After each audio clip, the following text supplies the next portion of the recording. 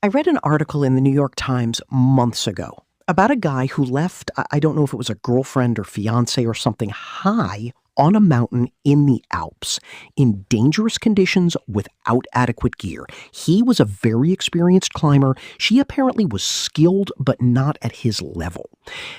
The conditions were worsening, and that was clear even when they were at lower altitude. And good judgment would indicate that he, the more expert climber, and that together they would have turned around long before. Like I said, his level of training would indicate that he would have known to do that. There were some, almost haunting images of them because they were wearing those like lights you put in your head, making their way up the mountain. And he had to go to court and face charges.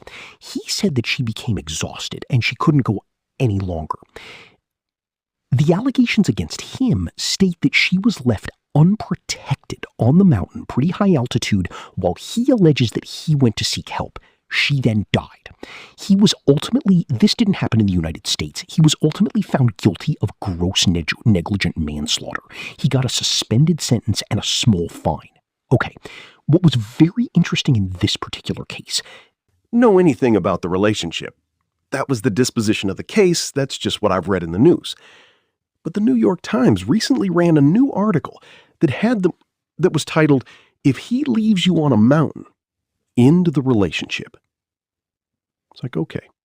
Well, now, in this particular story, obviously, this man's partner didn't have a chance. But the article went on to list multiple stories where strained relationships culminated in a hike gone wrong. Some died, some didn't. One case they talk about in this article was about a woman who was badly hurt after falling off a bike, like one of those bikes that go fast, e-bike or something like that. Her partner had ridden ahead after they had an argument. She fell. She was bloodied up. People were helping her. And when he came back and saw her hurt, like I said, and saw someone was helping her, he screamed at her for ruining the vacation. In one case in Hawaii, a man apparently was allegedly angry at his partner. Might think she was having an affair or something like that. He tried to throw her off a cliff in Hawaii.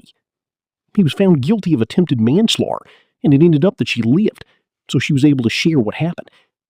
It becomes a plausible scenario. Hiking or climbing or riding in dangerous places is dangerous, and it's plausible that people can slip. And unless the person who was trying to be thrown away, we never know. Obviously, if they die, we don't know. But even if they live, the conditions of a hike or a climb or a ride make it difficult to prove. Now, the article made me think a lot about narcissism and the danger of doing high-risk activities with a narcissistic partner. It also made me realize that there's a sort of, well, obviously, if a person leaves you on a mountain, you should break up with them. But frankly, even under those conditions, circumstances, being left on a mountain, trauma bond's gonna trauma bond. And a person may think, well, they did eventually go get help for me when it wasn't easy. Or maybe it's my fault for not being in better shape. Or I'm the one who agreed to go. So even in what feels like the black and white circumstance of being left behind on a mountain, and the idea that if you're left on a mountain, you need to be done, it's not always so. Which means that everybody else who is not having this big, bad black and white experience of being left on a mountain, but instead is having more of the usual smaller scale, death by 1,000 cuts, millions of subtle things going wrong in a narcissistic relationship, it almost feels like nobody has a chance at having really solid clarity on whether to leave one of these relationships. And the other undertone of the article, saying that if he leaves you on a mountain, then end the relationship, is that, okay, well, if you're left on a mountain, sure, then the world is going to get behind you and support your breakup. Because, you were left on a mountain, but otherwise, you were left with the world wondering, well, did you give it enough of a chance? Did you really try to communicate? Did you compromise? Did you have date night? Was it just your fault for being avoidant? So maybe you actually have to be left on a mountain so the world will give you buy-in on wanting to end it. So let's go back, though, to this being left on the mountain issue, because I have All the stuff, this idea of personal responsibility of anyone who decides to go on a mountain, and maybe it is partly the responsibility of the person who died for not sort of assessing the conditions. All those sorts of judgments fly in the face of everything we know about narcissism and narcissistic relationships and psychological safety and attachment and trauma bonding. So let's start with basics. Narcissistic people, I'm going to tell you now, if one group is most likely to leave people on mountains, it's them. And narcissistic people, especially when it comes to extreme physical pursuits in general, forget the physical pursuits, narcissistic people are competitive, selfish, impatient, impulsive, entitled, grandiose. So if they have a hiking or climbing or biking or, scuba diving partner or whatever their high-risk sport is, the narcissistic person is going to be much more centered on having the experience they want, rather than having any regard for their partner's discomfort, safety, or risk tolerance. The narcissistic person, they're going to push. And if the partner can't keep up, there's not going to be much empathy for that. In fact, the narcissistic person may very well shame or criticize or blame the partner. Why aren't you in better shape? Why can't you keep up? I won't let you slow me down. We're not going to get to the summit or the top or wherever the hell they're trying to get to in time because of you. You're ruining this day. You're ruining my hike. You're ruining my climb. Narcissistic people chronically test limits in relationships.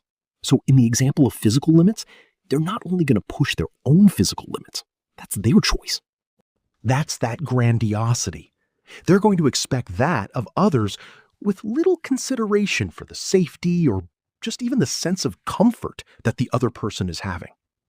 Well, then there's the other person in one of these relationships. This whole rhetoric, and it was interesting, you could hear it in some of the coverage of that case in Austria, and even in some of these other cases, is that, like I said, when you take on a high-risk activity, it's risky. So be aware.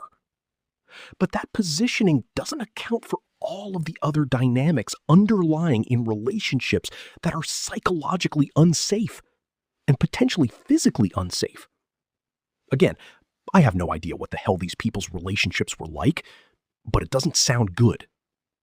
But in a narcissistic relationship, the partner, the likelihood of self-blame, self-doubt, I'm not enough, that could lead a person to push themselves further than they probably should into dangerous situations to please the partner, to appease the partner, to remain attached to the partner, to impress the partner, to maintain the relationship, and perhaps even to avoid the partner's anger and rage. So it's not actually a calculated risk. The person in the narcissistic relationship may actually be very aware, very aware of the risk of the setting, the weather, the terrain, the time of day. But all of that may actually get subsumed or buried under the far more powerful, psychologically powerful sense of, I need to stay attached. I need to stay safe in this relationship. I want to stay close to this person. In trying to stay connected, a person may take risks from a very different place, a less intellectually reasoned place. And on a mountain, something like this will be more obvious.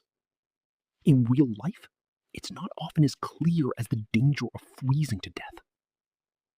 Then when you throw in there that in many of these cases, the narcissistic person, because they have to be the best, they'll often have more trust the parent, but they also may be doing it to please the parent and stay attached to the parent. This kind of narcissistic parental pressure has ruined sports for many children well into adulthood. And let's say then the child can't keep up or doesn't keep up or endure or perform at the sport or the activity the way the narcissistic parent wants. You better believe that child's going to get discarded. And sadly, the culture takes this stance of, look at that parent. They're building toughness in their child. That's how you create winners. Rather than, this child is so desperate to connect to this parent and that this is the only way to do what the parent wants, how the parent wants, even when it feels uncomfortable to the child. The child is learning that to be close